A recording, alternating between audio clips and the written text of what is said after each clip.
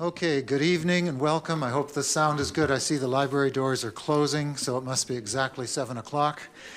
It's Cannabis Day. I'm surprised at the turnout.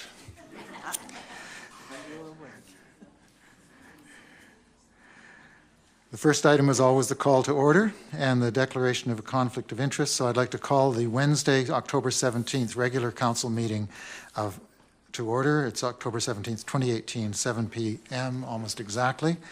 And I understand one councillor will have a couple of conflicts as we move through the agenda.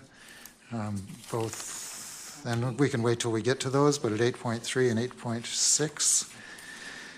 Any other advance warning of recusing yourself?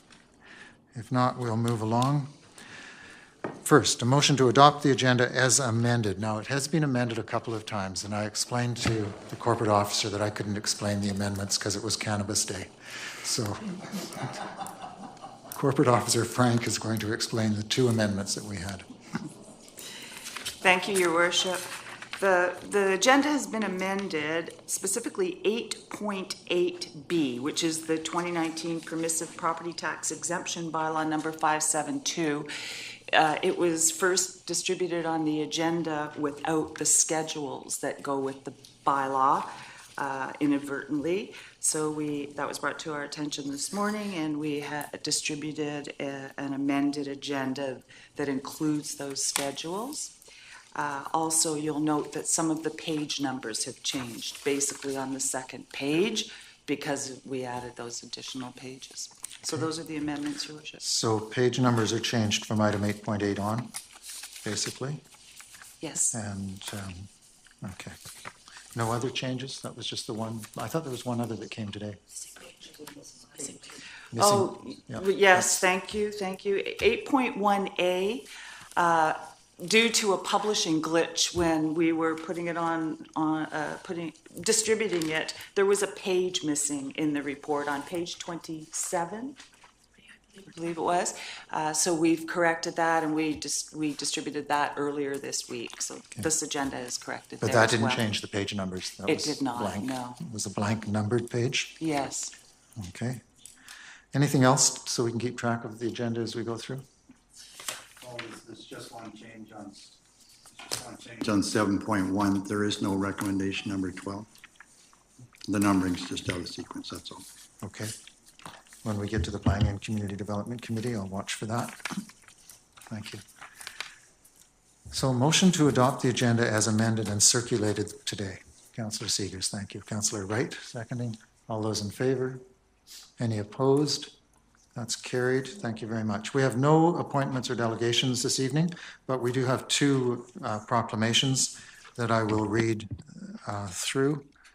First is Occupational Therapy Month.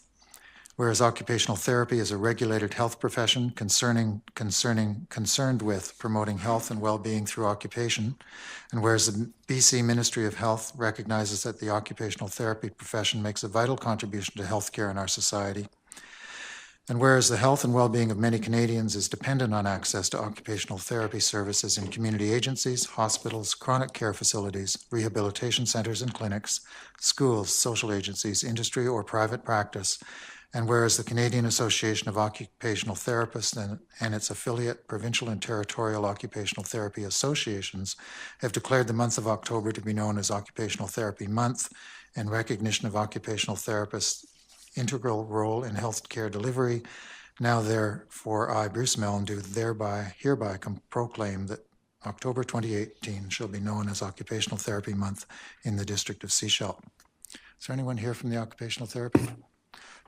Congratulations. Thank you for your work in the community and for others. And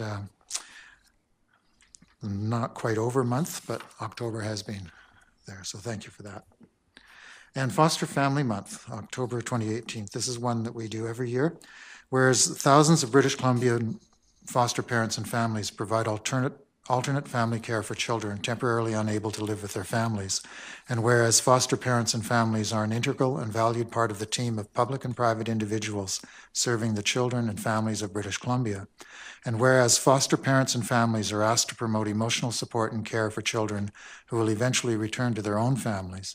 And whereas fostering is a community responsibility and foster families build stronger communities, now therefore I, Bruce Milne, do hereby proclaim that October 2018 shall be known as Foster Family Month in the District of Sechelt. Is there anybody from the foster family or the BC Ministry? No. Both of these came in a little late. If they'd come in September, we would have done them at the beginning of the month, but we're glad to recognize the contributions of the occupational therapists, and particularly to recognize foster parents and the foster community. It really performs a vital role for the community, but for children in need. Moving on to item 5.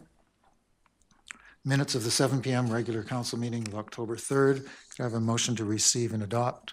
Thank you. And seconded by Councillor Knoll, moved by Councillor Seegers.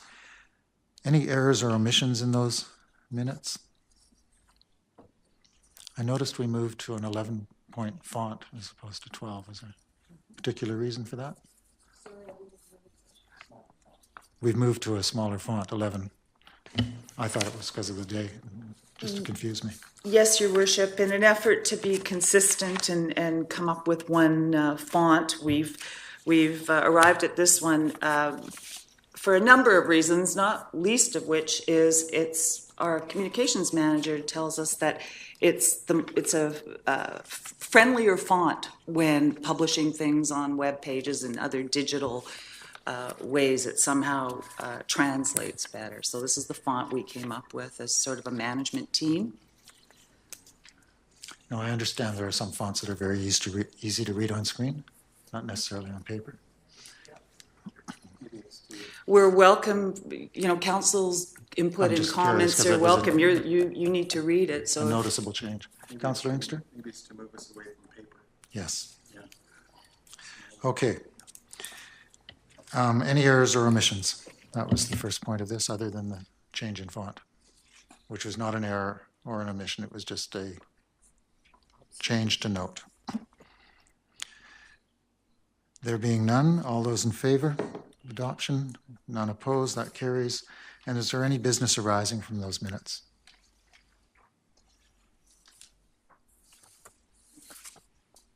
If there's no business arising, we'll move on to the committee minutes and reports.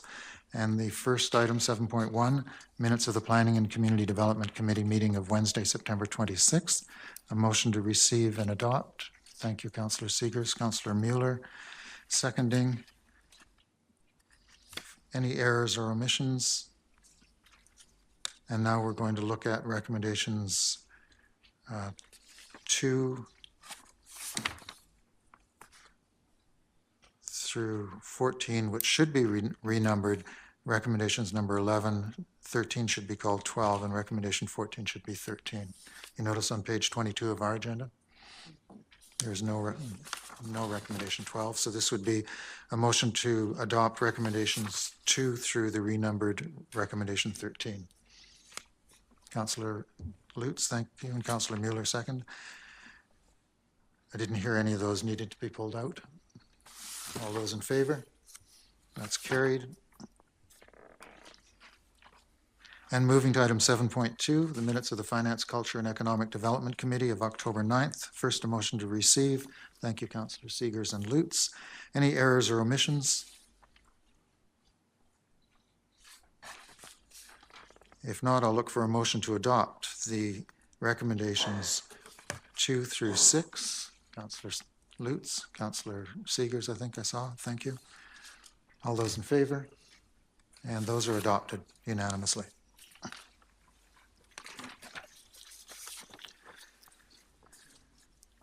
We have a number of bylaws to consider this evening, 2 that are coming forward for first reading and some for second, third, and third readings. So first, item 8.1, which is the smoking control bylaw. This was the one that had a blank page in our first iteration of the agenda and is now before us in its full. First, a motion to receive the report from the Director of Planning. Thank you, Councillor Seegers and Councillor Lutz. All those in favor? And we'll turn to Ms. Corbett, Director of Planning and Development. Thank you, Worship, members of council. The report in front of you is the updated smoking control bylaw, number 570-218 for first reading. As mentioned in the report, this was addressed by the Planning and Community Development Committee. The recommendation at that time had been for 3 readings, but the consideration there was that it probably needed a little more public information out. So I'm working with the communications manager on that. We are getting it posted. It should be up tomorrow on the web. An explanation around the bylaw, and then we'll see what kind of input we get on that before we bring it back.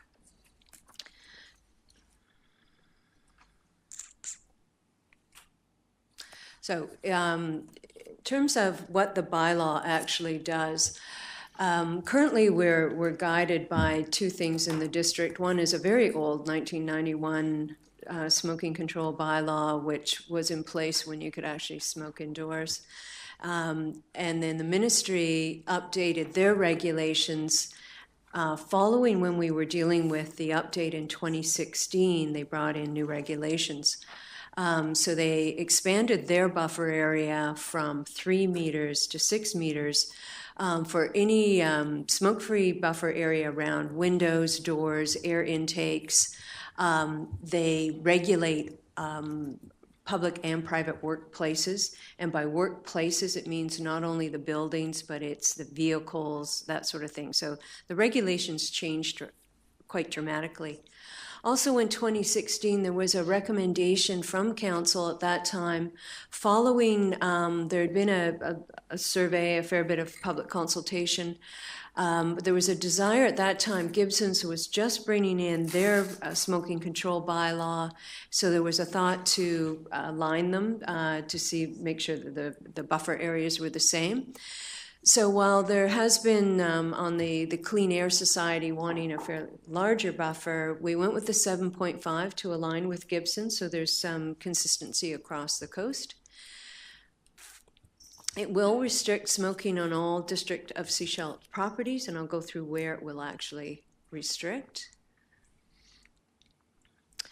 So common areas, most of this is also covered by provincial regulation, but it's really anywhere where people are congregating. So the lobbies, stairwells, public washrooms, so very much of a public nature as opposed to the private workplace, which is already covered. In the customer service areas, these are places where food and beverages are consumed most in general. So the balconies, the patios, the bars. It does cover, if a restaurant has an outdoor patio, it covers that portion of the sidewalk where they're actually serving food. Outdoor public events, so this is anything where the district actually controls it, operates it, or we've given a license for someone to hold an event on any of our facilities or properties. And then places of public assembly, so this is certainly here, the offices, pretty much the whole area around us, because it covers the aquatic center, the library, district offices, museums, malls, galleries, so very much covering anywhere where you do get congregation of people. In terms of the public spaces, so this covers the designated trails, the parks, and the beaches, and to get an idea of where in the district it is covered, it's pretty much what's on our beach access map, which I could not seem to get a photo that actually fits on this PowerPoint, so I apologize, but that's what it gets covered. So in terms of those areas, it's anywhere where we're under control. It's not all of the others. Any deck and seating area associated with a sports field, we'd see this at Hackett and Kinnickinnick. The playing fields, sport fields, skating rink, arenas, the bike and skate parks. And in terms of the beaches, because it doesn't cover all areas, so it's where we have district control. And the Davis Bay waterfront is one area where we not only have control on the waterfront and the boardwalk, but we actually have a water lease in there. So even at below the high water mark is the one area in the district where we actually would be controlling that entire area of making that no smoking. In the Trail Bay Boulevard area, it covers the boulevard, it covers and extends out on that rock outcrop right by Shorncliffe, but it does not cover below the high water mark. The Silverstone Walkway is covered, the Gale Esplanade off Harbor, but again, it's on the Esplanade, not the lower beach. We don't actually have control on that high water mark in there. The Ani Waterfront Trail, that is one area where it's a little more challenging to the high water mark to low water mark is most of it stays underwater. So it's really most of that area. And then there's a waterfront trail between Allen and Burnett, and that's right down on toward the shoreline. So those are the ones where it would be restricted. Outside of that, we would not have authority to restrict. I tried for the zoning bylaw map, it just didn't do it. But it would be also in our parks, so certainly Kinnickinnick, Hackett, Snicket, most of those areas. So that's where it would be controlled. So the recommendation for this evening is for first reading. I will go through the other bylaw again. It will just be for first reading, and that's the enforcement bylaw that gives effect to this. So the recommendation in the staff report is that smoking control bylaw number 570/2018 be given first reading, and information regarding the bylaw be communicated to the public prior to second and third readings. And that concludes my presentation. Thank you. Thank you very much for that presentation. Are there any clarifications or questions from council members? Councillor Mueller? I'm just curious, because this is a large enforcement issue, how many smoking-related offenses do we deal with at the district in a given month or year? One. One.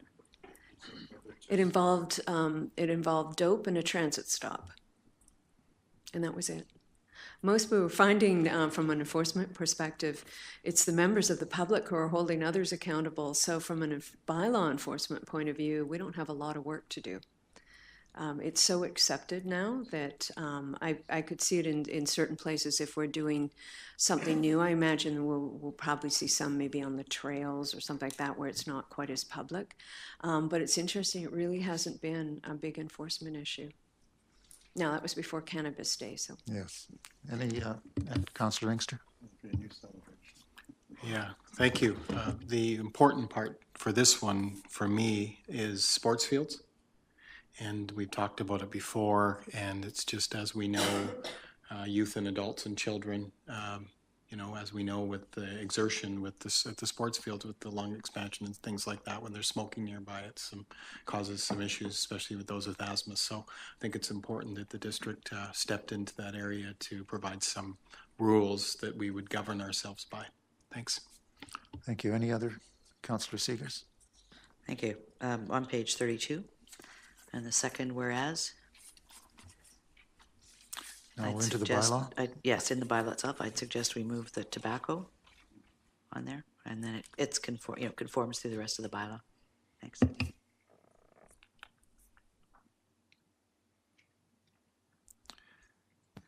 Right through the chair, just to explain what I that just one want was to about. find that. So when we get to the bylaw, we'll look for an amendment Yeah. to strike the word tobacco, so it just says secondhand smoke. So it covers all of it.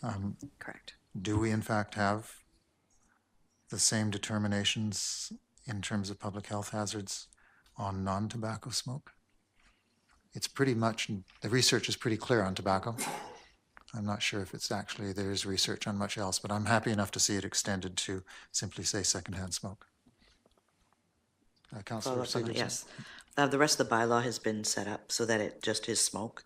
Yeah. This is just, I think it was just an oversight. Yeah, the bylaw itself is fine, and the whereas is basically just an intro to it. But, and Councillor Lutz, did I see? Yes, I was going to say determine that smoke is a health hazard, not put tobacco. Or secondhand? Yeah.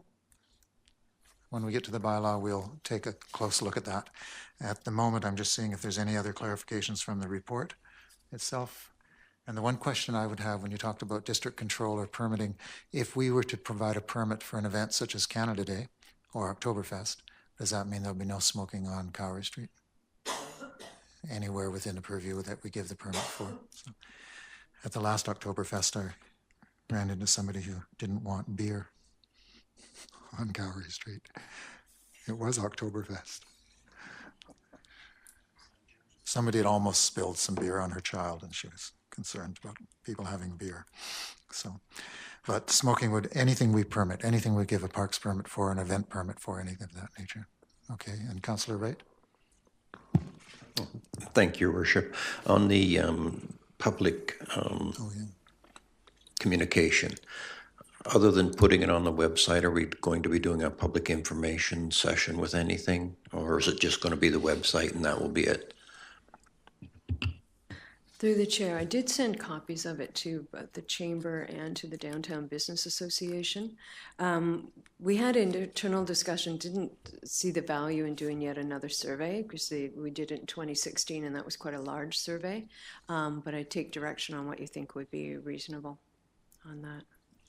But we did provide in the website, there's an ability to have your say and then it will come into the comments can come into us. As you said earlier, I think the general tone in the broader social community has moved a lot on this. So as long as they're given a chance for those who are concerned to comment, we probably don't need to do a heavy town hall engagement process. Any further questions or clarifications? Then somebody to move the second recommendation. Thank you, Councillor Lutz and Councillor Seegers. And just in passing, I had overheard in terms of permits, that would also include the car show, where some of the visitors are sitting for 6 or 8 hours by their car. So we'll have to give them a place to walk. All those in favor of the recommendation? That's carried. And we'll move to the bylaw itself. Another addition to our agendas, we now have cover pages for bylaws. Some cover pages. Another thing we should discuss. Smoking Control Bylaw number 570-2018, a bylaw to regulate smoking within the District of Sechelt. And we've heard 2 suggested recommendations for changing the first whereas on page 32. And I'd look for somebody to move whether we eliminate the word secondhand tobacco or just tobacco, so it is determined that smoke is a health hazard. Any preferences on that? Councillor Lutz? I would prefer that it's just smoke. Okay, so we strike secondhand tobacco. Is there a seconder for that? That's seconded. Any discussion of that amendment? All those in favor? That's carried. And now to move to the broader bylaw to regulate smoking within the District of Sechelt. It's moved for first reading and then we'll be have a period of public engagement. First, Councillor Seegers has moved first reading. Second reading is by Councillor Inkster. Any discussion of first reading? All those in favor? That's carried. Thank you. And I'm sure this will be less controversial than the 1991 smoking bylaw, which got a lot of news coverage at the day for those who are historians and read old newspapers. It was opposed by the mayor of the day, and there was pictures in the paper of the mayor smoking in her office, leaning outside the window. That was Nancy McClarty, mayor of the day, and a chain smoker. I don't know how she got through meetings, but she couldn't leave her office. We've got these pictures of her leaning way out of her office, out the window. So she was outside the building, smoking as heavily as she could. Not that early in the 90s. No mayor now would flout a bylaw, even in spirit. Item 8.2, Amendment Bylaw number 515-4, 2018. First, a motion to receive the report. Thank you, Councillor Seegers and Lutz. And I'll turn again to Ms. Corbett for presentation of the bylaw. Thank you, Worship. The bylaw in front of you is the Bylaw Notice Enforcement Implementation Bylaw Amendment number 515-4, 2018.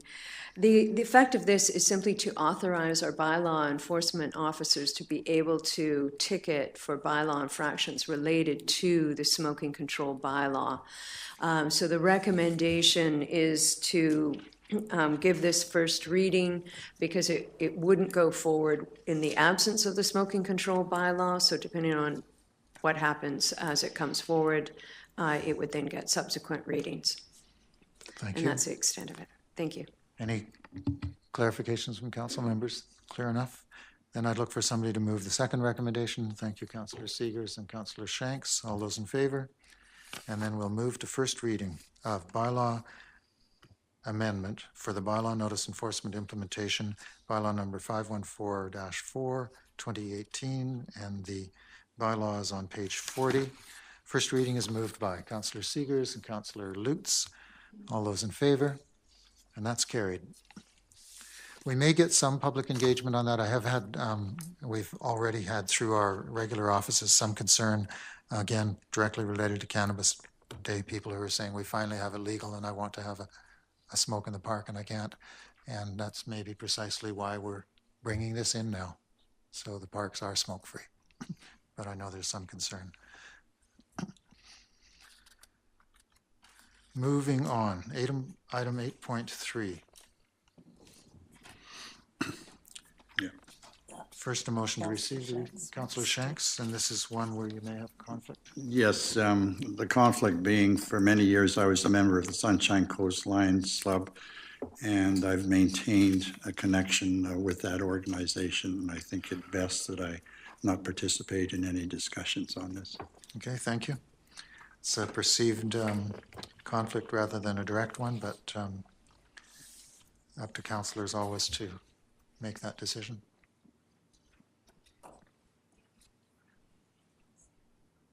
And the community charter covers both perceived conflicts of interest and direct conflicts. Oh, we should give him a key so he doesn't have to go outside where it's too cold. It's nice out.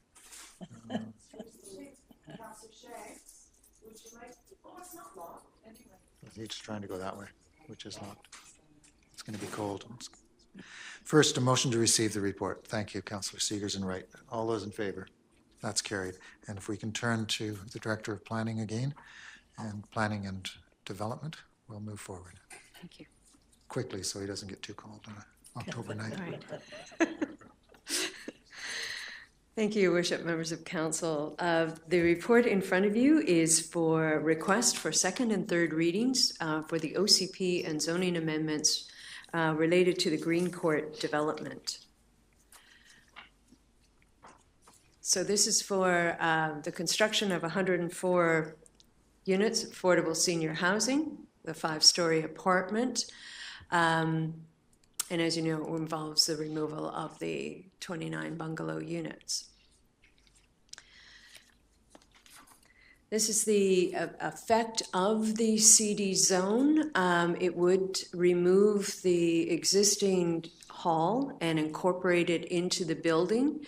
That would allow the continuation of the access point and some additional visitor parking associated on that site.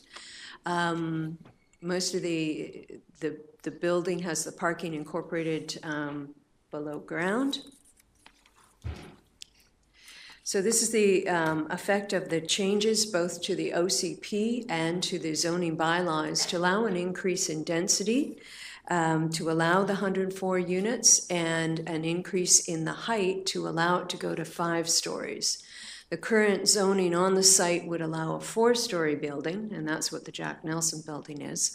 This is requesting an additional story to accommodate the number of units, and the difference being just the 1-story, 4.5 meters. So a public hearing was held. Overall, quite supportive, but certainly some concerns raised that had also been noted in a previous staff report. That the 5-story building definitely has an impact on the adjacent area. Those homes on Medusa in particular, most of them are 1-story buildings. There were concerns around the overshadowing, the impact on viewscapes, noise associated with the development itself, traffic concerns, and pedestrian safety. So in terms of the proposed height, it is a requirement. We have tried to work with the applicant to look at some options, whether we terrace, step it back. They're not options for them. This is a modular development, so it needs to stack in a certain way, so there's no opportunity to push that 5th floor back. The finances on it and meeting the need, it really does need that number of units. So we're quite limited from a structural point of view of what could happen with it. But we've certainly had a number of discussions with the architect. I'll show some photos of what they've done on other developments to work with the design, with the materials. It certainly will not be a blank white building, but there are limitations. In terms of the height comparisons, one thing to keep in mind in terms of what, there are a number of areas around that are certainly ripe for redevelopment. They're great lots in terms of incorporating coach houses, laneway housing, particularly along Medusa because it is a through street, so it's really good access into it. Houses there now, as of right, could go to a 10.5 with no rezoning. So it's comparing it to one story might be a little bit unfair. What they can do as of right is 10.5, and we will probably see that in the future. We did also do some shadow studies on this, so that gives you a sense of the interface. There are a number of properties there. As you can see, they're quite low. There's lots of vegetation in front of them, but there's certainly a change in scale there. This was the shadow studies that were done. It's interesting, the impact of the 5-story at the side there. So that's the spring and fall equinox on the far side there. So that's at March 21st and September 21st. Most of the shadowing is actually on the road and on Hackett. In terms of where it is going. There was concern expressed that there was someone across the road who had put solar panels on and were quite concerned that this building would affect it. And the only time it's showing up as affecting it is actually in the winter equinox, but then most of us are under shadow at that point. Because of the low light, it's certainly coming across. You can see it's on that side of the photos. Certainly more shadowing on there, but through the spring, the summer, and the fall, it's not actually reaching the homes, it's reaching the property lines.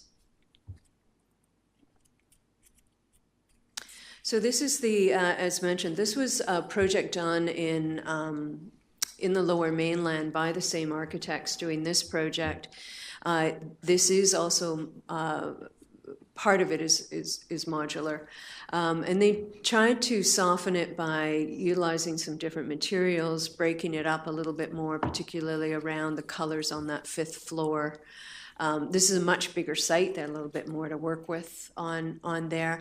But there are some options that we can look at the DP stage to help with the design of the building. In terms of all the technical considerations, they were met. There were no issues around any of the servicing.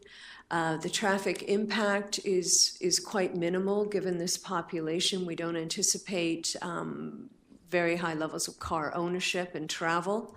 There will be some bylaw 430 improvements to the frontage of this building, mainly on access. The parking standard, they're actually above it for seniors housing. We calculate the seniors housing as one space for each 4. So they're coming in a little bit above that for the site. They're keeping the parking that is adjacent to the Jack Nelson building. There's approximately 40 spaces within the underground of that building. There's visitor parking at the surface. And additional parking kind of in that middle zone there where you can have drop-off. In terms of evaluating OCP and zoning amendments, we look at a number of things, including fit and transition and the ability to accommodate it from a servicing perspective. With this development, what we found is that the only one that really is problematic is more the sensitive integration. In looking at community need, it was certainly very high and a lot of recognition that there was a need for this kind of housing. It is protected through the housing agreement, which we will get to later in the agenda on another one. But this protects rental, independent living, ages 55 plus, low to moderate income, and that gets protected as well through a housing agreement, and addresses those with mobility issues. They've made provisions for a number of wheelchair access units in there. So in summary, it's certainly supportable from the fact that it's very well located relative to services, to shops, and the park. It meets objectives around compact development. It certainly meets much needed affordable rental housing for seniors, and the servicing capacities are there. So it is one of those, of not to diminish the concerns that were raised by the public. They are certainly very valid. It is just one of those challenging ones that we have very few options to address it without effectively eliminating the project, because it financially wouldn't be feasible. So our recommendation was based on kind of a non-balance. The community need seemed to outweigh it and balance it. So our recommendation is for approval for the second and third readings of the OCP and the zoning bylaw.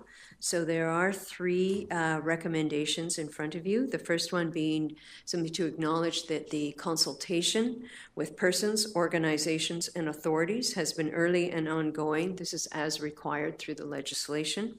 And it's now concluded for the OCP amendment and for the zoning bylaw amendment. The third is to give second and third reading to the OCP amendment, and the fourth recommendation is to give second and third to the zoning bylaw amendment. And that concludes my report. Thank you. Thank you very much for that presentation on the report. Any comments by members of the council? Or a question, Councillor Engstern? Could you turn Councillor Shank's slide? Mic off. Thanks. Thank you. The issues that were brought up by the planner and reflective of some of the concerns that were brought forward are interesting ones. I'm glad to see the shadowing thing that I mentioned previous. This location, though, is actually quite a good location in terms of the fact that it's bordered by fields. So the minimal impact on the community with the shadowing study is quite small based on the buildings. So in terms of that particular concern, I know what people may be saying, but I see the minimal impact as small, and as the planner did mention, it's the larger community benefits, which we'll probably speak to as a council as we go through this, are large. So I just wanted to mention that. Just it's a perfect location, and as well, it's up against the side hills, so it's getting to that point where I would envision in our future some larger buildings to go up against the side hill. Thank you. Thank you for those comments. Any other comments on the report or clarifications? Councillor Mueller. Yeah, I'm very happy to see this here. I think that we knew there was going to be some issues around this, and the height is not a surprise to me. However, just to keep in mind what we're looking at, we know we have a seniors housing crisis in our community. And to look at a building like this where we're giving a small allowance in terms of height, to me that seems like a very good fit. I've been chastised around this council table for the way I've dealt with height on certain types of developments, but when we're dealing with one like this, I'm very happy to support it. Thanks. Thank you for that. Any other comments? Councillor Seegers? Thank you. The community seems to be very much in support of this. There is some concern with one of the letters that came through with regards to parking. So they're concerned about parking around the facility when there are events happening at Hackett or the hall, and staff from Shorncliffe, and also the construction that's happening up the hill. So how would we address those concerns? Through the chair, they've, from a zoning perspective, they're certainly above what they're actually required to. So from a legislative point of view, they've gone over and above what's needed. In terms of, when there is maximum event, that is one where, can we really plan for that if they were doing a large event? And although the hall that's actually being incorporated is not that large, so and they don't rent it out. So I don't anticipate that being, attracting a significant load. But if it was on at the same time as the car show, yeah, we're probably going to have some issues there. But in terms of the day-to-day operation on the site itself, they're leaving quite a bit of the surface parking intact. There's visitor parking right at the new building on surface and drop-off areas, and then over 40 in the underground.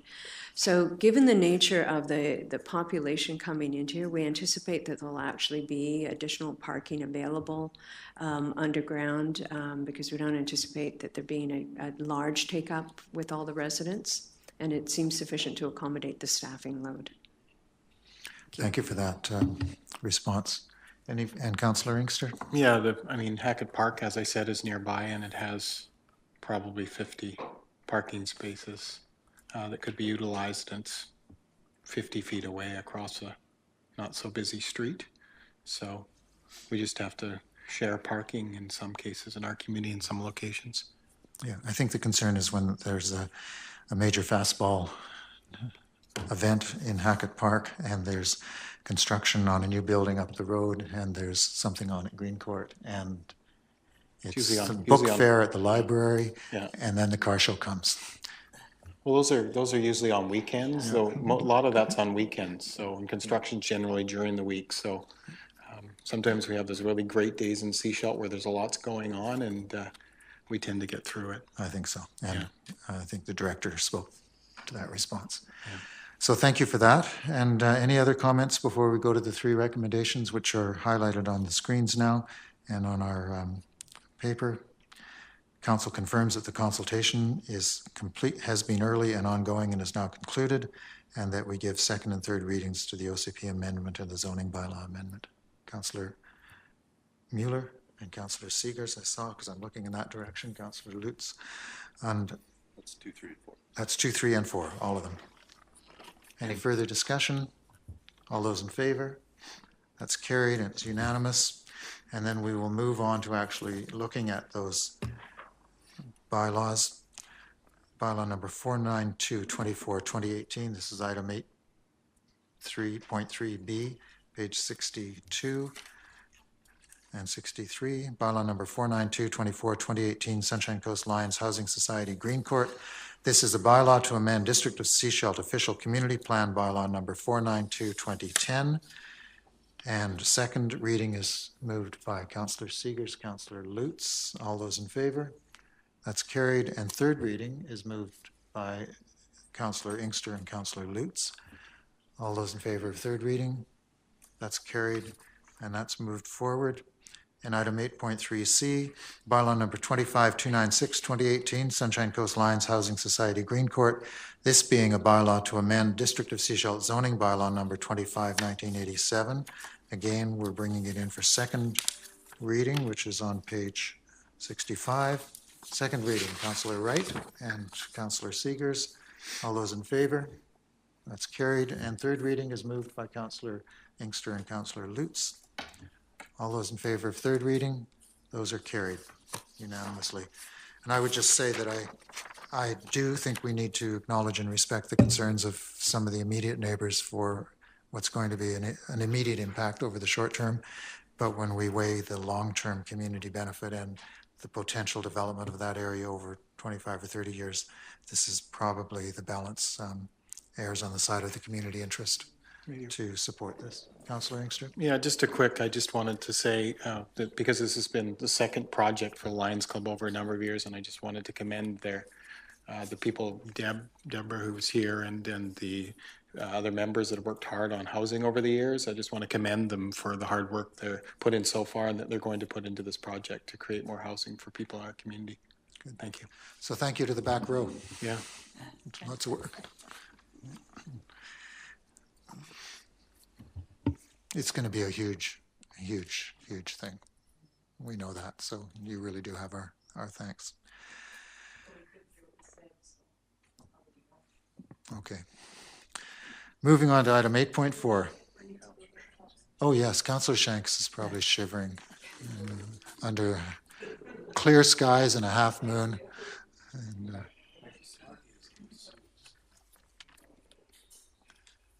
kind of zoned out.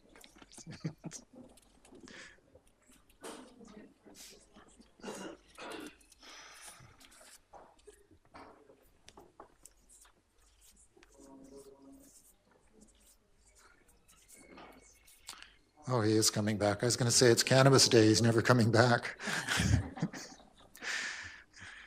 We'll give him a moment to get here before we move to item 8.3.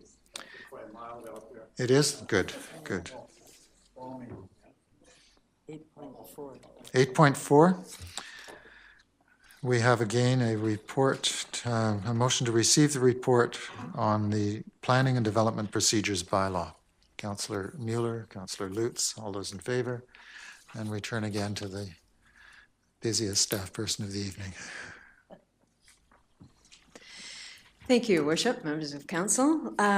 So this is the Planning and Development Procedures Bylaw. It had been addressed at council for first and second with some changes requested. So I'll just go through very briefly what got changed, and then the request is for third reading on this bylaw.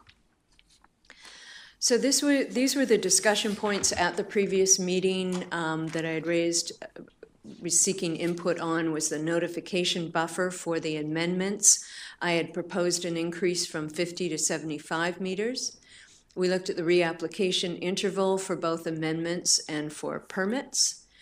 Introduced the notion of the permission to proceed report, the minor DP definitions, the delegation of authority, and then any other required changes. So in terms of notification process, the request was to extend the notification buffer zone for both amendments and permits. So this would cover development variance permits and temporary use permits to 100 meters for both of them. So that has been changed in the bylaw, and that shows up in sections 8.3, 8.7, 8.16. There was a request to ensure there was a policy that would allow you to expand that notification area if the nature of the development warranted, and that is reflected in section 8.8. So those changes have been made into the bylaw. In terms of minor DP, and then it's related to that, is the delegated authority.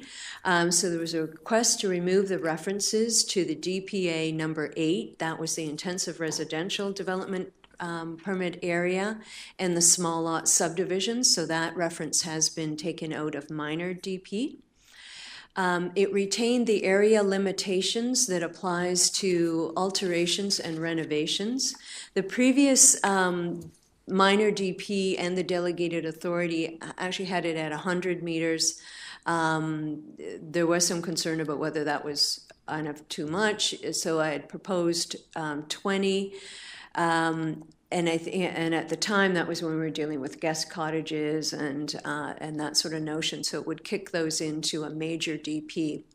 So as it stands right now, it's at the 20 meters, or 20 square meters, that's 215 square feet, from the 1,000 square feet. That's considered under the minor DP, and that's been reflected in the bylaw.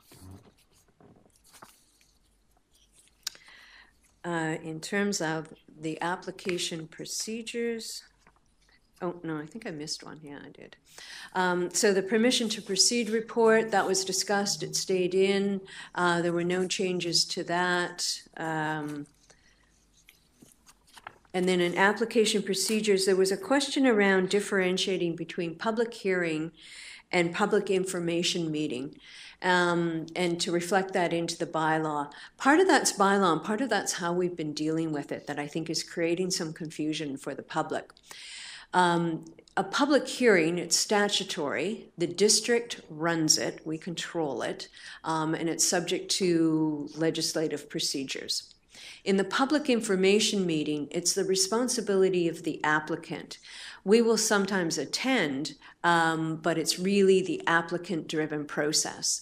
I think where some of it's gotten confused in the mind of the public, and not surprisingly, is we've been holding the public information meetings here just before the public hearing, and that's very confusing. So ideally, it would be in a different venue. It would be their ad in terms of the notice and that sort of thing. They run it. You're certainly free to attend but we don't participate in it.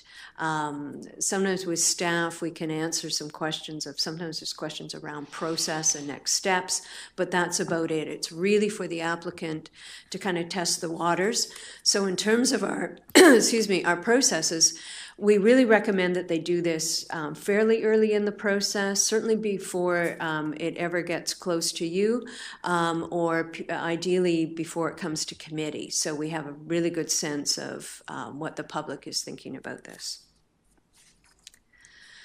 So that's the changes that have been made and reflected into the bylaw, and the recommendation is that that council give it third reading, and then it would come back at the next meeting or whatever meeting makes sense for adoption. Thank you very much. And corporate officer has a point, and then we'll look for comments, if any, from the council, and then move. Thank you. Just from a bylaw process, the recommendation should, the resolution that council passes should be third reading as amended, because it has been amended from when you gave it second reading. Okay. Thank you. And we didn't vote on those amendments at second reading. They were just recommendations, so we should exactly. Yeah, that's right, yeah. Sometimes at second reading, you vote on all those amendments, but this didn't happen. Okay, anything else directed towards the Director of Planning? If we're all under, Councillor Mueller? I'll just move recommendation. Okay, thank you. That's seconded by Councillor Lutz. All those in favor? That's carried. Thank you for moving that forward. Then we move to page 75, another nice cover page for our new bylaws. And I'd like somebody to move, I'll find the right page here first.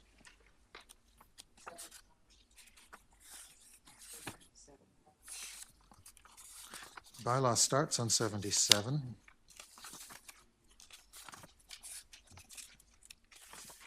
And ends on page 88, which is what I was looking for. So this is a Planning and Development Procedures Bylaw number 566, 2018, a bylaw to establish procedures for the processing of land development applications. And I would look for somebody to move third reading as amended. Councillor Wright, Councillor Seegers, all those in favor? That's carried. Thank you for moving that forward, and it'll be ready for adoption with a new council.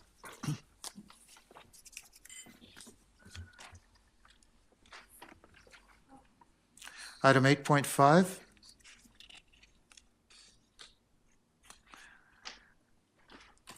Housing Agreement Bylaw number 751. Could I have a motion to receive the report? Thank you, Councillor Seegers. Councillor Shanks, seconding. All those in favor? And if you've had a chance to catch your breath, a brief introduction to this. Ms. Corbett. Thank you, Worship. The report in front of you is for housing agreements, a housing agreement bylaw number 571, 2018. And this is to give effect to the BC housing, transitional housing on High Tide Avenue. The housing agreement is put in place to give effect to the zoning and the density increase that was associated with this development. The density provisions in the bylaw, it was granted a density increase to allow the 40 units on the site. So the effect of the housing agreement does a number of things. It limits the use of the site to the provision of 40 units of independent, affordable rental housing or supportive housing. It limits what a tenant has to pay, and it limits additional charges to the tenant. So that's written into the agreement. It prohibits short-term rentals, the stratification of any units, and any subdivision of the land. It also requires that at least 4 units be wheelchair accessible and 4 units are constructed to be adaptable. It constitutes essentially a Section 219 covenant, so it runs with the land. Housing agreement term is for 40 years. So the legislation does require this to be a bylaw approved by council. I can assure you it has had a lot of legal review back and forth, both our lawyers and theirs, to make sure that that it's actually meeting the requirements that we have, but also their statutory requirements as well. That concludes my presentation. Thank you very much for that. And this is coming forward for how many readings? For second and third. Any questions of the agreement or comments, Councillor Seegers? Thank you. On page 98, it does refer to the time period of 40 years for the housing agreement. What happens after 40 years? Because you also note that we've never entered into a time constraint on any of these housing agreements before.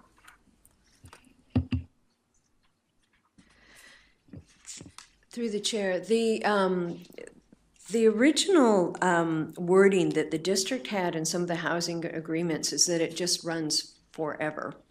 The request for BC Housing is, because these are modular, so you'll see them actually spoken about in Vancouver, they actually call them temporary. So their recommendation was to put it at a 40-year term. That would allow them to possibly replace at that time. I'm going to guess that probably something needs to happen at that 40-year time horizon. It's still within BC Housing ownership. Their mandate is rental housing, so I wouldn't anticipate there being a significant change there. But I think given that the constructability of it being modular, they didn't want it to tie them in perpetuity. And at the end of 40 years, or any time between that, say 10 years, 20 years, it would need to come back for a development permit if they redevelop the site, for example. Yeah, so at that time, council would have so if BC Housing wanted to change their mandate or said, oh, this is surplus land, we want to build condos, it would come back to council. Council would consider that in terms of all sorts of development permit, form character, community interest, things of that nature. Through the chair, they would probably need a rezoning. Yes. Actually, to do something like that. Anything if it was to change the something use. over and above what we really gave a density bonusing for, you're probably looking at a rezoning. And if it came in for condos, we'd probably recommend no. Yes. No, I just want to clarify, because as Councillor Seegers points out, we've generally tended to go to these lifetime or running with the title forever in perpetuity. They have to be changed. This one will actually expire, but when it does expire, council won't lose control of things, or the community won't. Councillor Inkster.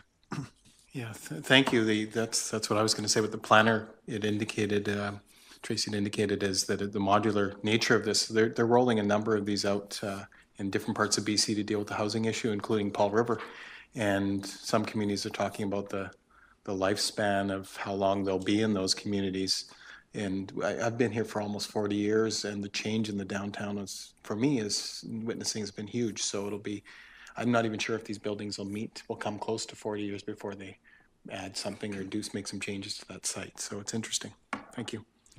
Okay, the second recommendation, somebody to move recommendation 2. Thank you, Councillor Wright, Councillor Lutz. All those in favor? That's carried. And then we can move to the first reading of Housing Agreement Bylaw 571-2018 BC Housing at High Tide, a bylaw to authorize the District of Sechelt to enter into a housing agreement with the Provincial Rental Housing Corporation pursuant to Section 483 of the Local Government Act. First reading is moved by Councillor Lutz, Councillor Inkster. All those in favor? Any opposed? That's carried. Second reading is moved by Councillor Wright and Councillor Mueller. Any discussion at second reading? All those in favor of second reading? That's carried.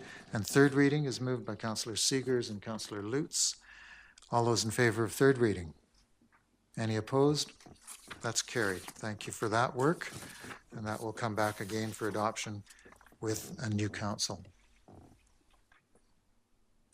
Item 8.6, again for first, second, and third readings, we have a bylaw number 548-3, and Councillor Shanks. Yes, this is a situation where I'm the chairman of the Rockland Wind Mobile Home Park in Wilson Creek, and therefore directly impacted by the results of this conversation. So I'll be leaving. Thank you for drawing that to our attention and opportunity to recuse yourself. And what you said was the balmy October evening, 15 or 16 degrees.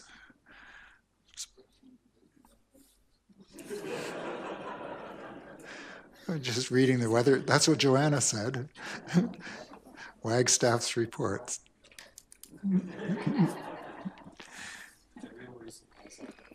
Okay. Somebody to move the first recommendation that we receive the report. Thank you, Councillor Seegers and Councillor Wright. All those in favor? And we move this to the Director of Corporate and Financial Services, Mr. Stewart, for a report. Thank you, Your Worship. This report is to amend the solid waste collection disposal bylaw to allow for a waiver of fees for low valued properties for individuals who are also eligible for the additional homeowner grant.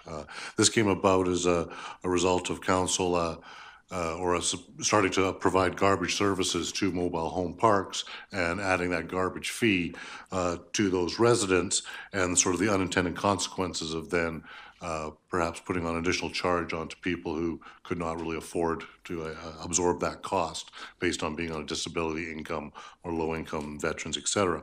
So as a result of that, this bylaw has been put forward. It said it provides a waiver of the garbage fee up to the maximum of $216 for people who meet two criteria. One, they have to be eligible for the additional homeowner grant. And secondly, their home has to be valued basically less than $146,467, which allows them the full $216 waiver, and then the waiver is reduced up until a total value of $184,630. Any home beyond that value would not be eligible for the waiver, as would be no unused homeowner grant available. Okay, thank you very much for that explanation. We've seen this a few times. Can I have somebody move the second recommendation, that it go forward for first, second, and third? Thank you, Councillor Seegers, Councillor Lutz. All those in favor? And we will then move to the District of Sechelt Solid Waste Collection and Disposal Bylaw number 548-3, 2018, a bylaw to provide for the control, collection, and disposal of solid waste and recyclables. This is moved for first reading by Councillor Seegers and Wright. Second, all those in favor? That's carried. Second reading is moved by Councillor Mueller and Seegers. Any discussion at second reading? All those in favor? And third reading is moved by Councillor Lutz and Councillor Wright. All those in favor? That's carried. First, second, and third reading. We're loading up the first council meeting. So you can feel you've accomplished lots in the first week. Adoption, there's at least 5 bylaws to adopt in the very first session. It's called a gift. Moving to item 8.7. Oh, yes, and Councillor Shanks.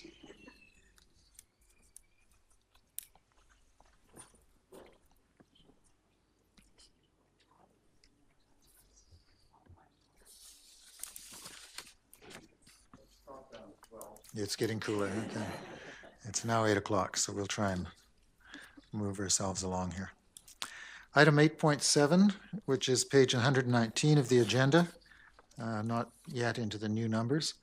A motion to receive the report on High Tide Avenue closure. Thank you, Councillor Seegers and Councillor Lutz. Seconded. All those in favor? Thank you, and we turn back to our Director of Planning and Development. Thank you, Worship, members of council. The bylaw before you is for adoption. This is the road closure bylaw for High Tide Avenue related to the BC Housing Project. As mentioned, it was to dispose of and close the road to allow a 2-meter additional land area to provide some better siting for that particular project. It was reviewed by Ministry of Transportation and Infrastructure. They have signed off on the bylaw as of October 11th. So we are seeking adoption. That concludes. Thank you. Thank you very much. And somebody to move this second recommendation. Thank you, Councillor Mueller and Councillor Seegers. I saw all those in favor. It's carried. And then moving to the bylaw itself, bylaw number 569, 2018, High Tide Avenue Road closure and disposition. A bylaw to close a portion of a highway and remove dedication of that portion of highway at High Tide Avenue in District Lot 304 and dispose of it to the Provincial Rental Housing Corporation. Adoption is moved by Councillor Wright, Councillor Seegers. All those in favor? That's carried unanimously. And if future council candidates ever wonder why I read all the bylaw out by name, it's because we once had a corporate officer at the time called municipal clerks. And it's either the municipal officer and clerk that reads it out or the chair. It gives me something to do. So we all know exactly what's on the table. It has to be done by somebody. Legal requirement. So item 8.8, which is our 2019 property tax exemption. This is also for adoption. First, a motion to receive the report. Thank you, Councillor Wright, Councillor Lutz. All those in favor? And briefly again to our Director of Corporate and Financial Services. Thank you, Your Worship. So yes, this report is to recommend adoption of the property tax exemption bylaw for 2019. It's an annual bylaw that needs to be adopted prior to October 31st to allow for exemptions in the subsequent taxation year. September 19th, this bylaw was given 3 readings by council. Since then, we had advertised locally in the paper for 2 consecutive weeks, received no response or any concerns related to the bylaw exemption. So we feel it's now in order for council to adopt it and provide a tax exemption for various properties that provide places of worship and other community services. The total exemption for municipal taxes is $220,679. And the total exemption for all taxing authorities would be $566,442.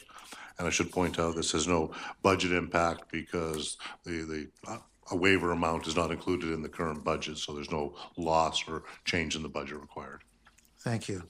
And the second recommendation to proceed with consideration is moved by Councillor Wright and Lutz. All those in favor? And then moving to item 8.8, page 127 through to 128.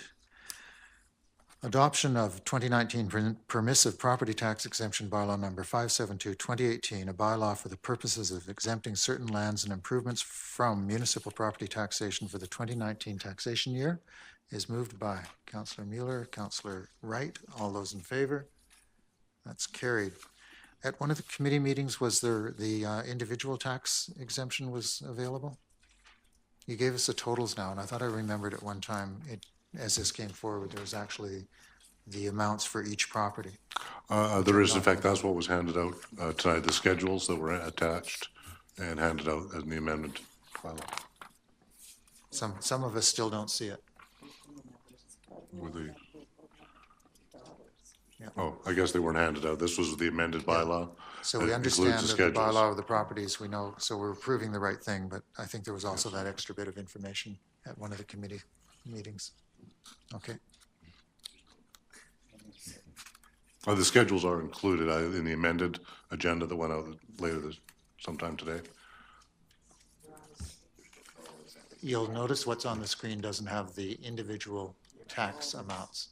Oh, There I'm was sorry. another Right. column that had Right, that. that's not made officially part of the bylaw. It's not part of the bylaw, but it was part of the committee That proceedings. is correct. Okay, Sorry. that's all I'm checking. Sorry. People sometimes need to know that in part because we're sometimes get requests to identify how much we're supporting various projects, and we do support. Tax exemptions are tax expenditures, I guess is how I look at them, and they have to be seen as a contribution. Yes, affordable housing and other social programs. Okay, that was all of our bylaws. We can move then to new business items. And item 10.1, bylaw enforcement policy. A motion to receive the report. Thank you, Councillor Seegers, Councillor Shanks. All those in favor? And that's carried, no objections. I go back then to Ms. Corbett, Director of Planning and Development. Thank you, Your Worship, members of council. The report in front of you is a new policy, the Bylaw Enforcement Procedures Policy 2018. It was presented to the September 26th Planning and Community Development Committee. The rationale of this is to provide information and direction to residents, staff, and elected officials regarding the district's bylaw enforcement process. It replaces the 1996 Council Policy 1.3.8, which was a little slim in terms of its information. The content of this policy covers the complaint process in terms of how they can be made, what constitutes a complaint. It covers investigations, how complaints are investigated and prioritized. Covers enforcement, the methods we use, and the notion that the district uses a graduated approach. We always try for voluntary compliance before moving into any enforcement action.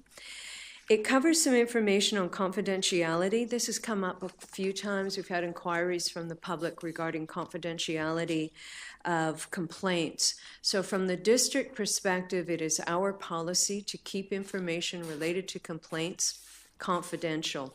But the only chance where we may not be able to hold to that is if something proceeded to court, in which case it becomes matter of public record.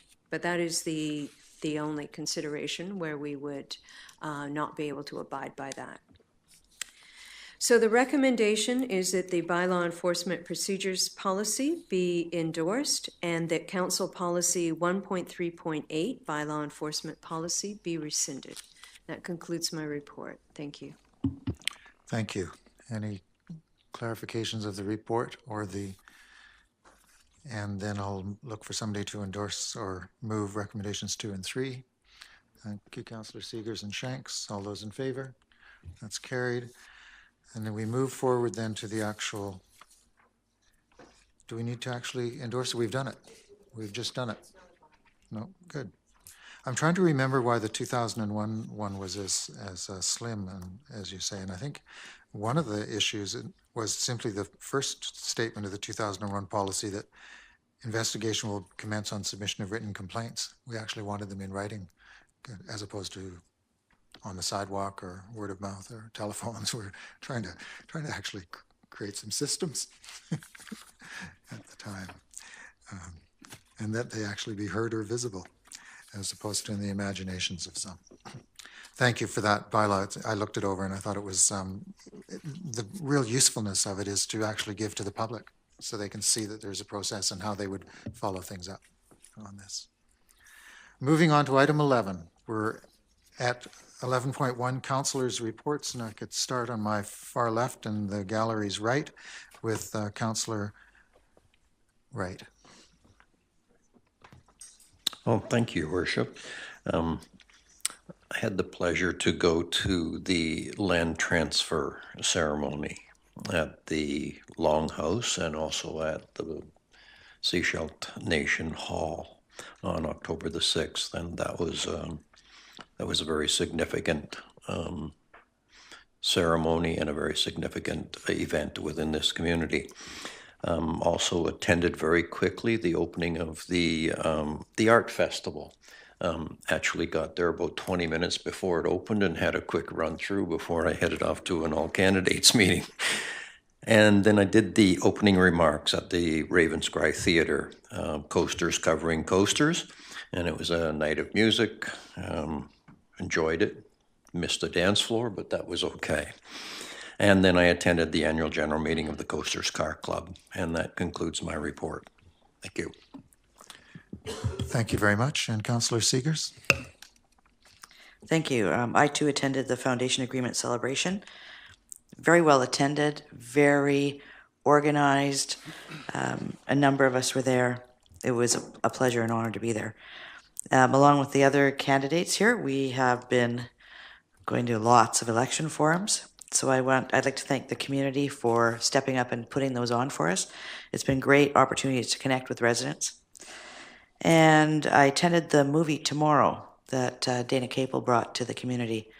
And it had a lot of ideas. I know another number of other candidates as well, and council were there. So they are looking at putting a community group together to actually move some of those ideas forward in our community. I had the opportunity to attend the Emerging Sounds concert, and it was quite enjoyable. I come from a musical family, some of you may not know, but I sang first in public when I was 10, and so some of those kids were 10, so it was quite interesting to see that. As this is the last council meeting of this council, I want to thank staff for their support over the last 4 years, and I want to thank the community for their input and their engagement. Thank you. Thank you for that report. And Councillor Mueller. Yeah, thank you. I attended a lot of the other events like the other councillors, but being that this is my last council meeting as an elected councillor, I just wanted again to echo the comments. You're going to hear probably almost all the councillors thank staff and the community, but I wanted to add a little context to that. The community has been fantastic, and the staff as well. Coming in as a new councillor, it has always been very welcoming here, and they were prepared to work with me with my many balancing issues of life and work and all those things. They made it workable. Otherwise, it would definitely not have been. And with the community, I know it gets talked up that there's a really deep division in this community, but you know what I've experienced is that this community is fantastic. And even my harshest critics, when I got down and actually talked about the issues with them, they were prepared to give me the time of day and actually see things from my point of view. And I can't say that it was anything overly difficult. I think we've got some really great people that live here and a great political culture. In terms of staff, all the staff worked really hard in difficult times or some of the frictious times in this term. They came into work, they put their head down, but there are a few that I wanted to name specifically, and I think, of course, our CAO, Andrew Yates. Thank you very much for your service, sir. Really, the point man that got behind the turn of the tide, he hasn't quite been here 2 years, but it was by far our most fruitful 2 years. He showed that he was able to prioritize and deliver on the issues that we were looking for. Director Doug Stewart. The man behind the financial sustainability plan, the DCC bylaw, and at one point the director of everything in this building. He kind of kept it together when there weren't that many others. Fantastic work. I think it's important too that we set out that we had some younger members come in that really did a fantastic job, key leadership positions, and I'm thinking I want to name specifically Brianna Strosky in her role as human resources. She did a lot of the tough work to turn our staff morale into something that's quite positive. With the wellness committee, it feels like a team, and I think that a lot of that goes back to her and what she brought. Carrie Ann Polson, she was an executive assistant to the mayor, but she also basically helped council. At times when she was hired, we had a needy council. We needed a lot, and she was the one who always put it together, and it provides this intangible kind of glue that kind of allowed us to move forward, and I think she did a fantastic job. Angela Letman is somebody who, throughout our term, dealt with a lot of the complex planning files at times when there was no director or there were multiple interim directors in a row. And she had a lot of the history, and she did a great job, balanced some difficult personal things, and I think did a fantastic job.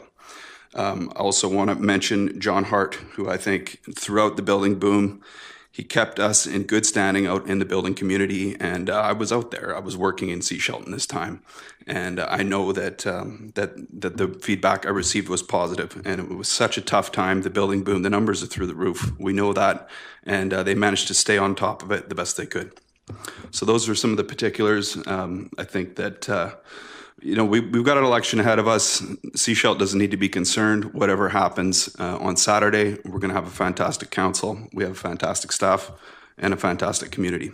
So thanks everyone for your support over the past 4 years. It's been a pleasure. Thank you very much for that report and for your confidence that it's all going to be perfect after the election. Councillor Lutz. Thank you. That was a great wrap up of the last 4 years. And I too need to thank the staff for the support they've given all of us. But I also want to thank the mayor and council for working so well together. It's been a very good 4 years, even though it has had some real ups and some real downs. But for me, it's been a very good 4 years. Everything else going forward, I'm sure, will be, as Noel has predicted, just fine. We'll all adjust. So thank you, everyone. Thank you for that report. And Councillor Shanks? Everybody's stealing everybody's thunder tonight here. I'm just going to sum it up by saying it's been an extremely good 4 years with the council. I've seen the senior staff being replaced, and we're now very happy with them as members of council, I'm sure, and things are moving forward.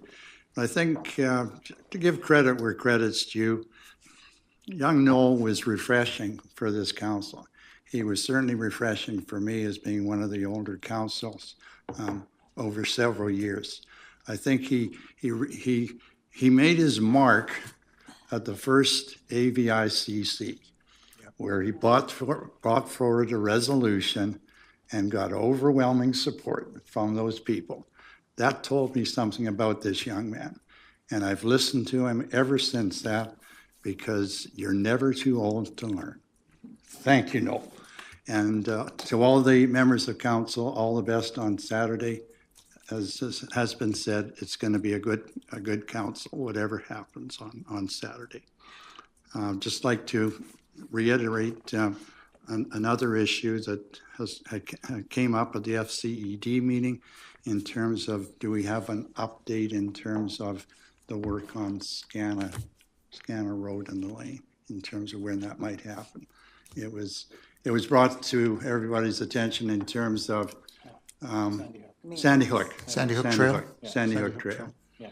We were trying to get it done in the next few weeks, and I'm not sure if there's been any update on that. That's all. Is there any update from staff on the water issues, Sandy Hook Trail, and the proposals to fix that a bit? I'm sorry, well, it's a little bit difficult because the Public Works, Mr. Cootney isn't here, and he's the one who would answer that, so it's a little unfair. Yeah. Sorry. No, Yes, Mr. Cootney is working on that file. They have made some progress as far as the planning of the bits that need to be done. I think the most difficult part is going to be the paving. So we're having a hard time getting paving. Yeah. No, it's just a concerned timeline. That's all. Yeah. So that's great. So we're in good hands. They're paying attention to it. Thank you. Okay, Councillor Inkster. Just wanted to touch on a couple of issues like Councillor Wright did. The lake issue that I've mentioned a couple of times, I've been bugging Nicholas Simons about it, and he indicated to me a couple of weeks ago that it takes, after 3 years of the death of an individual, then the renaming process starts. So I've been asking him to keep looking into that and keep asking the provincial government and the ministry involved, and he's been doing that and getting back to me and saying that the process is moving. But it's something we talked about a few years ago, but it's actually out of our hands. But I keep bugging them because it's important to the community. Just want to touch on another issue important to the community. The Diana Sanford, who council knows, that's the eelgrass person that's involved in the eelgrass issue.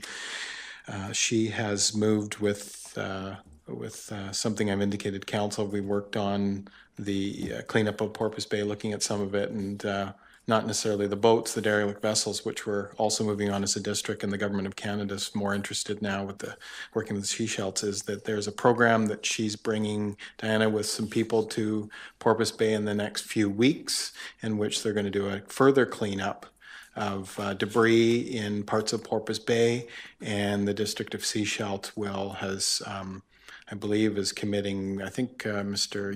Yates said, or Mr. Cootney said, a truck so far to help, and that we're going to be working with the regional district to use more trucks to get rid of the debris that are collected, and then deal with the tipping fees with the regional district to get it out of our Porpoise Bay. So this is an example of cooperation and collaboration in our community to clean up Porpoise Bay, and hopefully one day we'll be also clear of the derelict vessels that we've also been complaining about. So we have a dream to clean up Porpoise Bay. And I just wanted to touch on a couple other issues, echo the remarks of most of council on the staffing issue, staff issue. Thanks to all of staff. I mean, I have to say that I quite often with reports that we receive at committee and or when I speak to staff, I'm always thankful and thank them as a good Canadian should to any work and help they get from colleagues and comrades. So I'm always so thankful to staff for the work they do.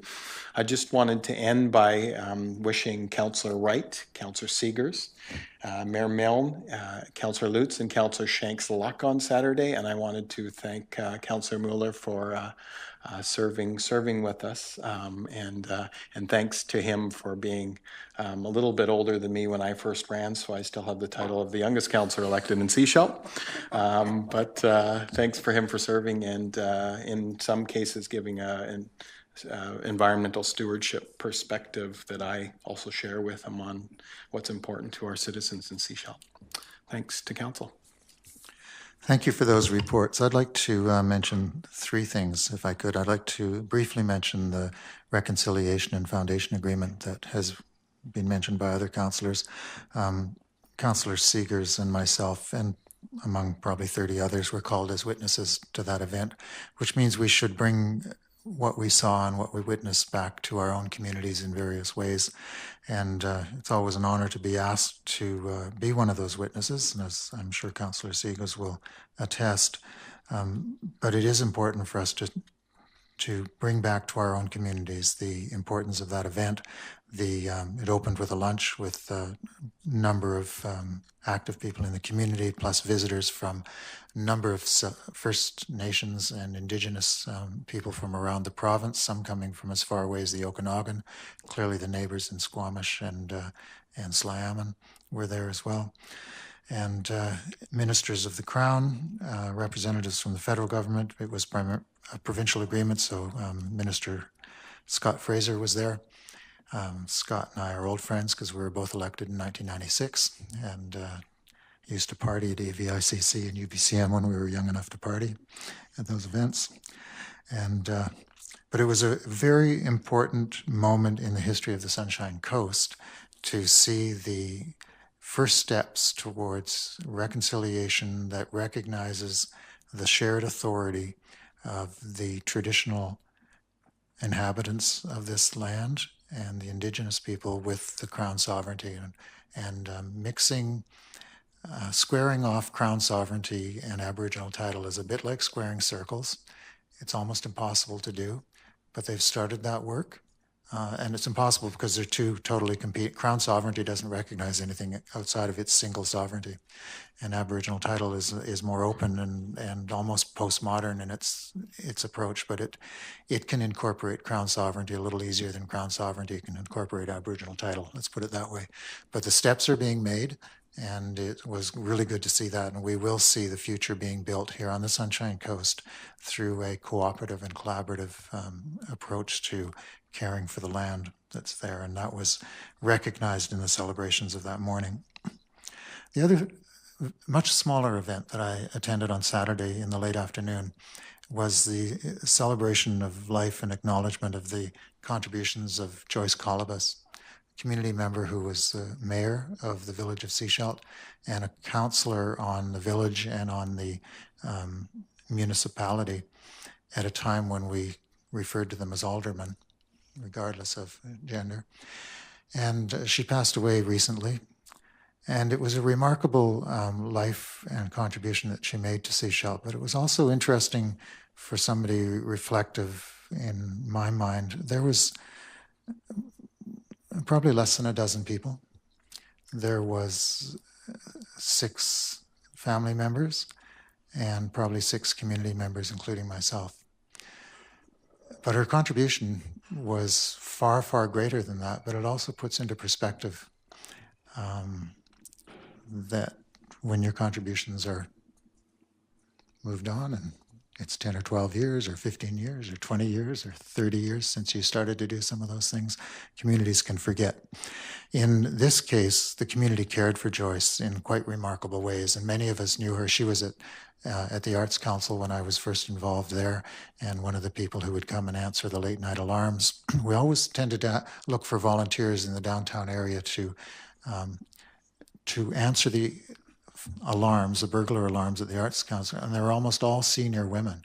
Of all people, to ask them to come and check out the burglaries and things of this nature, run out at 3 a.m. and see if there's a burglar there before you phone the RCMP.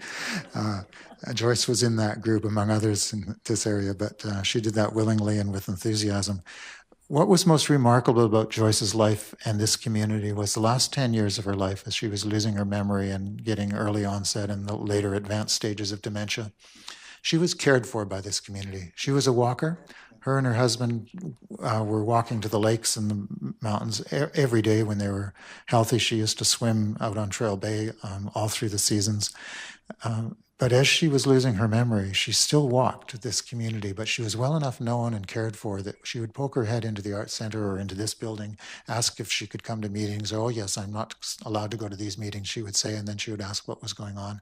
But people always knew how to point her back to where she was, and it was only in the most advanced stages that she needed to be cared for in Shorncliffe, and I think it was Shorncliffe, not Totem. And what I'd always remarked was how embedded she was in the community and how the community actually did acknowledge and care for her. And it told me this community, she allowed us to show compassion. She allowed us to show that we were a caring community. And I attended the celebration partly in an official capacity because she was a former mayor, but also somebody who I first met sitting in the back row of one of the galleries at the old, because she always attended every council meeting. And when I started to attend to see what was going on, she was there. And always informed. Her and Art Whistler were the only two that understood the sewer system or the funding for the sewer system for many, many decades. And probably, and they're both, Art's not gone yet, but they're both in a place where they don't remember, but they probably still know more than most of us. Anyways, I wanted to mention that because it's a remarkable part of this community and 18 years of service that she provided as in various roles here, but a lot of work with the Girl Guides, but primarily she was known as a mayor here at Sechelt and as a councillor and alderperson. And finally, I'd like to, like others, acknowledge that this is the final council meeting for the council that was elected in November 15th or 16th of 2014. It's been quite a run. And it's been interesting. I've certainly remained engaged. And the reason I like this work is because every morning you wake up and you don't know what you might have to deal with. The emails come in or the phone calls, we learn a tremendous amount. And we're never too old to learn, as Councillor Shanks said, or too young to learn, I think. They're just, remember a few years ago when Patricia Baldwin was leaving the chair of and she said, what do you do with, you learn these immense skills, and Councillor Mueller is probably the best to demonstrate this. Over 4 years, you learned so much about things you didn't know before, a whole range of skills, and then there's really only one place to keep using them. And they're not always transferable, though I did find mine were transferable to negotiations. In one of the local papers, I get the opportunity to write a mayor's message every month, and this month, I reflected on what I think is the most important attribute of this council. We have conducted our business in business-like and professional ways. It's been the most civil and respectful council despite deep divisions and deep differences. There's been no partisan bloc voting at any time. There's been no consistent ins or outs. We've had votes on issues that range from 6 councillors voting against the mayor less than 2 months ago, and I won't forget that for a while. We've had lots of 5-2 splits, lots of 4-3s. We try not to go to 3-3 in dividing. I like to try and get it up to 5-2, but those 5-2 switch all the time. I can't think of a combination that didn't vote at some time with other councillors in some way. And I can sometimes remember the first time that a councillor X voted with councillor Y, but quite often this went on. So it was a very respectful group, and I want to thank you for that because it's not always easy, and we've seen previous councils over the 20, 30 years that I've been watching with less less respectful and civil ways of interacting. So I really want to thank you for that. Thank you. So we'll move on, 11.2, and I do recognize somebody at the back, but we have to keep we don't actually have an opportunity for the gallery to speak at this point. So 11.2, SCRD Board, if there's anything to report. Well, thank you, Worship. Like us, the SCRD Board is trying to wrap up some of their business in the final days and weeks of their board. So there were three meetings. There was a Planning and Development Committee meeting. Planning and Development at the Regional Board is always interesting. There are 18 reports on the morning, and only 2 of which the District of Sechelt directors could vote on. And both of those reports were third quarter status reports. The balance of the reports were minutes, OCP amendments, zoning amendments, a reference and a referral rather, and a variance. There was also a board meeting. There were 3 zoning amendments at the board meeting, and then there was a report on SCRD remuneration. And then following that, there was the Regional Hospital Board, and so that was the conclusion. All the reports can be found on the website. If somebody wants the agenda for the reports, I'd be happy to share it with them. I have a hard copy of it. And that concludes my report. Thank you. Thank you very much. We can move on then to item 12.1, which is council correspondence. One item, motion to receive. Thank you, Councillor Seegers and Councillor Inkster. And it's a letter from Goldsmith Jones, our Member of Parliament, on funding opportunities at the federal level. So I'm sure staff will follow up to see if, Councillor Inkster. Funding opportunities, cultural, civic square, Mission Point Park. Just saying. It's an opportunity for infrastructure projects for cultural, recreational, community spaces, and if we should have those on our strategic plan, or the next group does, and we have funding for it, I'm sure we'll pursue them. Civic Square and Anyway. Anything else on the correspondence? Thank you very much. Then let's move to 12.2, RCMP monthly statistics, a motion to receive. Thank you, Councillor Seegers and Mueller. All those in favor? And any comments on that? I think I saw the hands go up in support of receiving it. No objections. Some high jumps on a couple of items, but the District of Sechelt is, our neighbors are having more difficulty than we do on other criminal codes. We have a new staff sergeant. She's getting to know the community well, really enthusiastic, lots of experience in the north end of Vancouver Island, and knows coastal communities like ours very well. So we had a chance to meet her the other day at the regional district. A motion for 12.3, Sechelt Visitors Services, motion to receive, Councillor Seegers, Councillor Shanks, all those in favor? Thank you, that's carried. Any comments on those reports?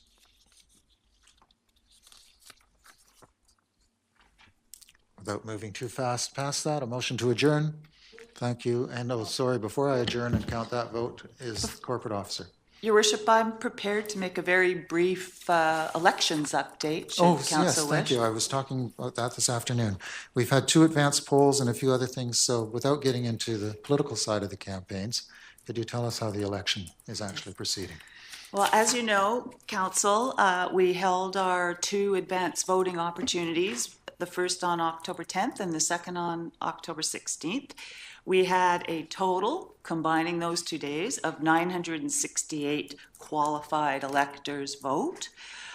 Comparing that to the 2 days of advanced in the 2014 election, we were a little lower. There was 1,093 electors processed or that voted at the 2014 advanced.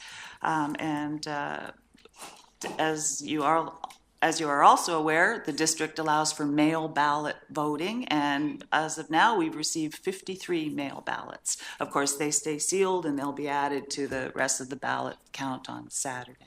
Are they counted on Saturday or only in the official count at the end? Correct. They're just combined and added to the official count. Yes. And how many mail-out applications have we had? We've had 53 have come back. Have we dispersed 100 or 90 or We have dispersed 82. 82? That's And interesting. people are allowed to bring them back right up till just before 8 PM Saturday, if there's any way that they can do that. So, you know, And do you recall how that compares to previous years? Is that normal, about 80? Your Worship, I haven't actually compared it because it's really not, it's hard to compare because right up until, we'll know after to be able to compare. But today, you know, we have 3 more days to receive them. So there's no stat that shows where we were at exactly this time in 2014. But we will be able to have that information at the end. Okay. Thank you for that. And if the advanced poll is usually about 25% of the total poll, so voter turnout might be a little bit lower, so encourage your friends and everybody you know to do their civic duty and support the candidates of their choice. Thank you. And back to the motion to adjourn. Thank you. Seconded. All those in favor? That's carried. Thank you very much for this evening and for the last 4 years. It's been a slice.